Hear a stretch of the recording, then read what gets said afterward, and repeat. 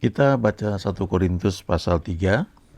Ini surat Paulus yang dikirimkan kepada jemaat yang dia layani. Dan di jemaat ini dia mengajarkan banyak hal ya. Di antaranya karunia-karunia Roh Kudus. Tapi juga ini dia mengajar salah satu hal yang cukup penting di sini ya. Saya bacakan dari ayat 1. Dan aku, saudara-saudara, pada waktu itu tidak dapat berbicara dengan kamu seperti dengan manusia rohani, tetapi hanya dengan manusia duniawi yang belum dewasa dalam Kristus. Susulah yang kuberikan kepadamu, bukanlah makanan keras, sebab kamu belum dapat menerimanya. Dan sekarang pun kamu belum dapat menerimanya. Ini dia bahas mengenai perselisihan yang terjadi di jemaat Korintus. Kita lanjutkan ya, mulai ayat yang ketiga.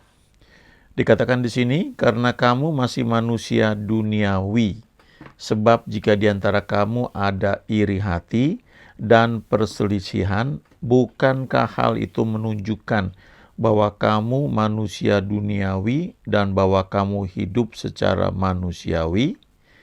Ayat 4, karena jika yang seorang berkata, aku dari golongan Paulus, dan yang lain berkata, aku dari golongan Apolos, bukankah hal itu menunjukkan bahwa kamu manusia duniawi yang bukan rohani? Kalau kita baca ya di 1 Korintus pasal 3 ini, Paulus bicara tentang manusia duniawi, ya, kemudian nanti ada manusia rohani, ya, spiritual man. Itu orang yang mengizinkan rohnya yang sudah lahir baru itu semakin mendominasi kehidupannya. Ya, kita yang udah ciptaan baru, roh kita itu sudah sempurna sehingga kita bisa menyembah Allah Bapa, tetapi jiwa kita itu masih dalam proses ya, proses sanctification. Nah, itu butuh waktu ya, butuh kita melewati banyak hal, bagaimana berespon mengikuti apa yang firman Tuhan katakan.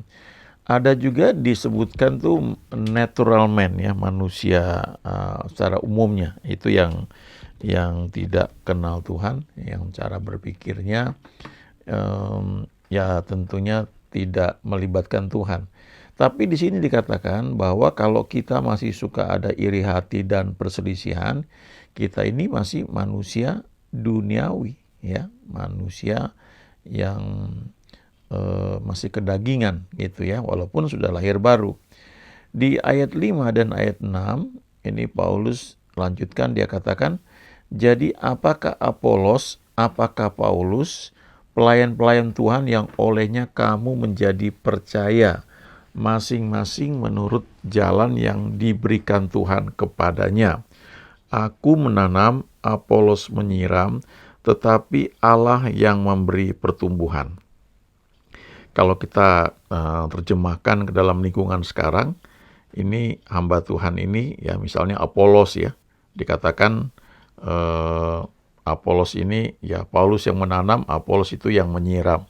Ya, jadi mungkin jemaat di Korintus ini ada yang kenal Tuhan karena Paulus yang memberitakan Injil. Tapi setelah seseorang mengenal Tuhan Yesus, kemudian dia mulai bertumbuh, ada orang lain yang Tuhan pakai untuk pertumbuhan rohaninya. Dalam hal ini contohnya adalah Apolos ya. Mungkin dia sebagai gembala di satu gereja. Ya, saya sendiri waktu terima Tuhan Yesus itu di KKR SMA yang diadakan oleh satu pelayanan ya. Kami pakai satu gereja di Menteng ya.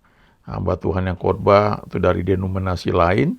Lalu saya juga udah lupa khotbahnya apa, tetapi di situ dia tantang terima Tuhan Yesus dan saya salah satu yang berdiri di antara banyak orang lain.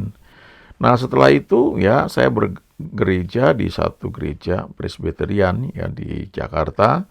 Waktu saya kuliah di Bandung, saya masuk di pelayanan, ya ada gereja lain lagi ya. Dan itu semua masing-masing Tuhan pakai ya. Ada yang menanam, ada yang menyiram, tetapi Allah yang memberi pertumbuhan. Nah, itu yang perlu kita ingat.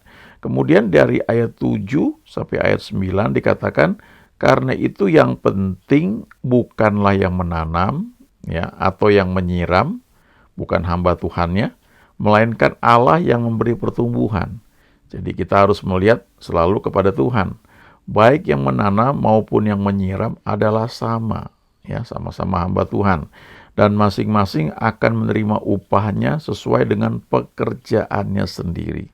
Kita nggak bisa compare, ya, pekerjaan kita dengan pekerjaan orang lain, karena mungkin bisa beda, ya, panggilannya berbeda, talentanya berbeda, ya. Lalu dikatakan, karena kami adalah kawan sekerja Allah, kamu adalah ladang Allah, bangunan Allah. Jadi kalau sekarang mungkin kita bisa lihat, ya, ketika hamba Tuhan, ya, mulai pelayanannya berkembang, kemungkinan ada organisasinya, lalu bisa jadi menjadi satu gereja, ya, bisa juga dalam bentuk pelayanan, tapi katakanlah jadi gereja. Nah, masing-masing gereja itu punya satu yang disebut doktrin, ya. Doktrin itu satu seperangkat pengajaran atau pengertian yang disepakati di dalam satu gereja sebagai satu kebenaran dasar yang perlu dipegang, ya, diajarkan. Misalnya ada yang diringkaskan dalam salah satunya, ya, dalam bentuk pengakuan iman rasuli, ya, itu kan suka ada gereja yang di akhir kebaktiannya itu akan dibacakan, ya, pengakuan iman rasuli. Aku percaya kepada Allah Bapa, pencipta langit dan bumi. Aku percaya kepada Yesus Kristus, ya. Aku percaya pada Roh Kudus, ya, dan seterusnya dan seterusnya. Nah, masing-masing itu bisa tidak persis sama, ya. Ada sedikit-sedikit beda, ya. Nah, yang jadi masalah di jemaat Korintus ini, yang merasa dilayani oleh Paulus itu merasa bahwa aku nih kelompok Paulus, ya, sementara yang dilayani oleh Apolos, aku nih dari gereja Apolos, misalnya seperti itu, ya. Lalu Paulus menegur, ya, Paulus bilang, kami ini cuma alat, ya, atau hamba-hamba Tuhan, kami ini kawan sekerja Allah yang dipakai oleh Tuhan, ya. Mungkin aku yang menanam, Apolos yang menyiram, tapi yang memberi pertumbuhan itu Tuhan. Ya, sekian tahun yang lalu agak ramai juga karena ada satu gereja yang berkembang pesat sekali, sehingga banyak jemaat yang pindah, ya, ke gereja tersebut dan menimbulkan gejolak, ya, karena mungkin di satu gereja orang itu sudah bertumbuh, ya, tiba-tiba dia tertarik, dia kesedot pindah ke tempat lain. Memang kadang-kadang itu, ya, kayak ekses lah, ya, tapi sebenarnya kita perlu belajar bahwa Tuhan pakai semuanya untuk pertumbuhan. Ya, itu kan kayak sekolah, ya, misalkan kita tinggal di satu daerah, ya, di tempat kita tinggal itu ada sekolah, misalnya playgroup, ya, kita bisa ikut dari kecil, kemudian TK, ya, lalu masuk ke SD. Ya, ada yang cuma sampai SMP. Waktu saya dulu sekolah di tempat saya itu cuma sampai SMP, ya. SMA-nya nggak ada, jadi saya mesti pindah ke tempat lain. Bisa dalam satu kelompok juga, ya, karena itu satu organisasi, cuma pas di tempat saya itu kayak cabang cuma sampai SMP. Nah, saya memilih masuk sekolah negeri, ya. Habis itu selesai sekolah negeri, ya, 3 tahun, lulus, masuk kuliah. Nah, saya memilih kuliah di Bandung. Ya, saya mesti pindah ke Bandung. Ya, saya nggak bisa tinggal di sekolah SMA terus karena kan bertumbuh, ya, belajar. Lalu ketika sudah lulus, ya, masuk dunia kerja, masuk dunia pelayanan. Lalu mungkin sebagian orang akan meneruskan sekolah lagi, ya, tergantung panggilannya. Nah, sekolahnya juga beda-beda, ya. Kalau misalnya sekarang saya sudah pada posisi tertentu, entah dalam pekerjaan atau dalam pelayanan, kalau lihat ke belakang itu tidak hanya karena sekolah saya misalnya, ya, S1 atau S2 atau mungkin pelayanan di gereja ini yang mungkin membentuk saya, tapi sebelumnya, ya, bahkan waktu kecil ada guru-guru TK, ada guru-guru sekolah minggu yang mungkin kita nggak sadar itu meletakkan dasar dalam kehidupan kita. Ya, saya sendiri di SMA negeri, ya beda dengan sekolah swasta. Waktu saya SD, SMP khususnya, itu SMP swasta yang sangat bagus, ya, disiplin sehingga terbentuk dengan rapi, ya, dalam 3 tahun di SMP itu, 3,5 tahun, ya, ada perpanjangan waktu itu. Jadi waktu saya masuk SMA itu banyak dasar-dasar yang sudah saya pelajari di SMP, ya. Aku di SMA itu pelajaran-pelajaran yang nggak bisa kayak waktu SMP, gurunya kadang-kadang nggak masuk, ya. Tapi karena sudah punya dasar yang cukup kuat di SMP, maka saya bisa belajar sendiri, gitu ya, nggak perlu les, dan bisa, ya, kecuali waktu mau masuk perguruan tinggi, ya ambil bimbingan belajar tersendiri, ya. Nah, jadi poinnya adalah masing-masing orang itu Tuhan pakai, ya, untuk mendidik kita. Mereka yang mungkin guru SD atau guru SMP. Dulu waktu saya sudah kuliah, ya, lalu saya pas liburan saya main ke Jakarta, saya lagi naik bus ketemu dengan guru SMA saya, ya. Dia tanya, kuliah di mana sekarang, ya. Dan wah, ya, dia senang, ya, dengar ketemu dengan saya waktu itu. Nah, mungkin, ya, guru itu cuma sampai di situ. Dia cuma bisa mengajar sampai kelas 3 SMA. Setelah itu saya nggak bisa lagi diajar oleh dia. Saya mesti pindah ke tempat lain, ya, untuk belajar ke jenjang pendidikan yang lebih tinggi. Nah, dalam kerohanian juga begitu, ya. Kadang-kadang seperti kita itu, kalau guru matematik misalnya, dia ngajar hanya matematik atau dosen matematika, ya. Dia ngajarkan pelajaran matematika. Saya sendiri hanya dapat pelajaran matematika itu hanya di tingkat 1, ya. Matematika 1, matematika 2. Ada tahun pertama bersama. Lalu ketika masuk jurusan, karena saya jurusan teknik, nah, matematikanya itu applied maths, ya. Jadi matematika terapan atau engineering maths, ya, matematika teknik, ya. Itu lebih dikhususkan untuk teknik, jadi nggak perlu belajar matematika murni istilahnya, ya.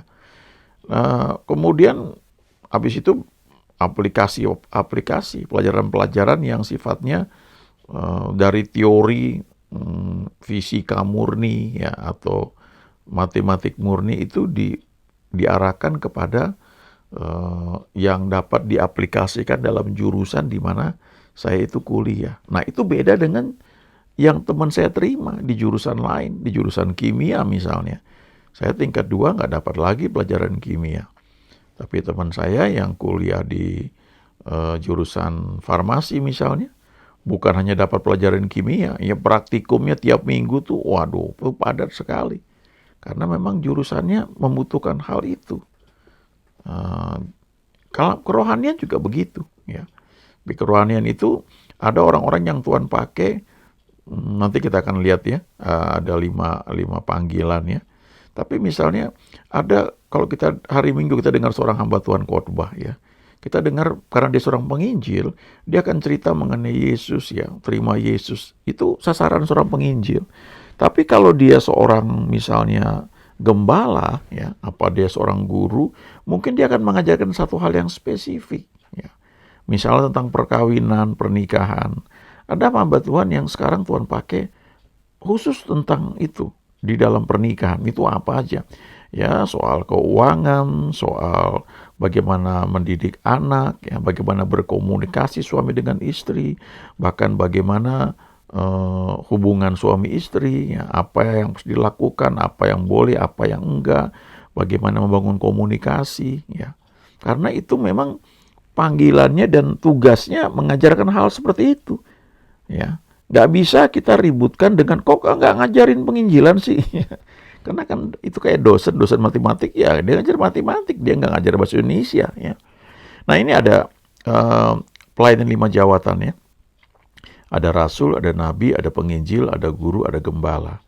Jadi kalau kita dengar hamba Tuhan khotbah di hari Minggu ya, ibadah raya, atau misalnya kita dengar dari YouTube ya, kita lihat ada hamba Tuhan yang nabi ya. Nabi itu sifatnya profetik itu.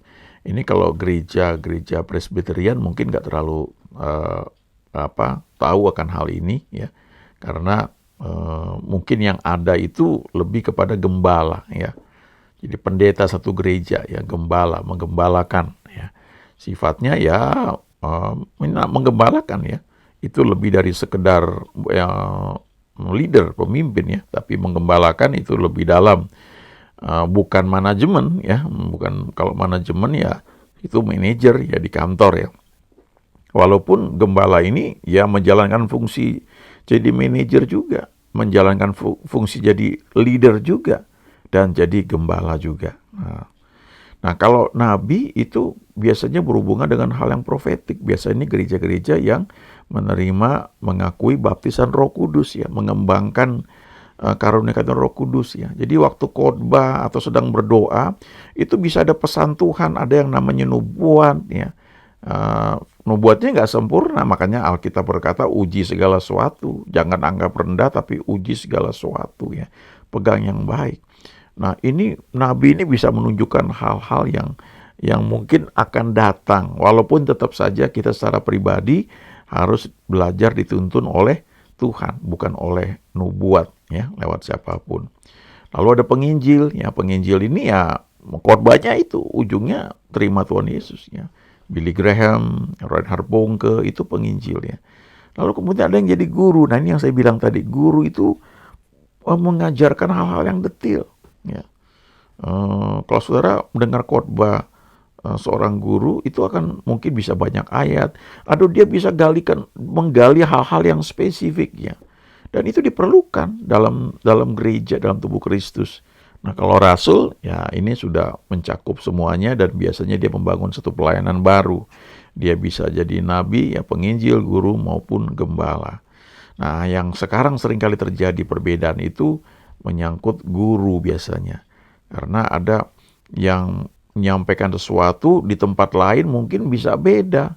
Ya, misalnya soal persepuluhan, soal buah sulung, soal bahasa roh ya. Itu nggak habis-habis perdebatan ya sepanjang zaman dari zaman dulu. Nah, prinsipnya begini saja. Yang pertama kita perlu tahu bahwa gereja yang benar itu dibangun atas dasar Yesus ya, Tuhan Yesus Kristus. Dia sebagai Tuhan dan Juru Selamat kita. Jadi walaupun ada labelnya Kristen, kita perlu pastikan apakah diajarkan tentang keselamatan di dalam Tuhan Yesus.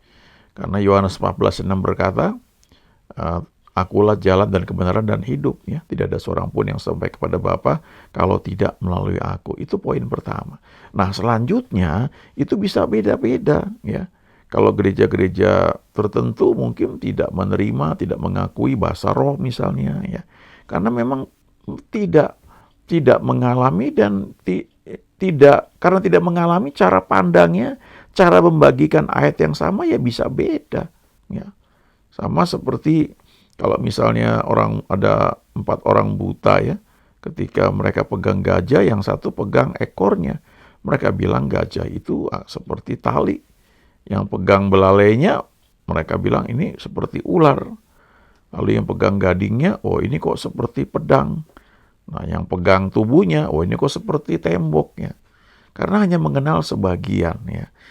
Jadi saya sendiri suka melihat ya, mendengar, belajar dari banyak hamba Tuhan antar denominasi, tapi tentu saya tahu yang saya pegang tuh yang mana ya. Tetap saya terbuka, tapi menguji tetap ya, yang untuk saya tuh yang mana. Mungkin banyak hal bagi orang lain itu diperlukan ya, karena memang bukan hanya denominasi di sana, dokternya di sana, tapi lebih daripada itu karena memang ya mereka membutuhkan untuk hal itu ya. Nah, saya pribadi ya tetap pegang apa yang Tuhan berikan ya. Nah, dengan mengerti hal ini kita bisa bertumbuh terus dan menyadari bahwa God is good ya. Tuhan selalu baik. Amin.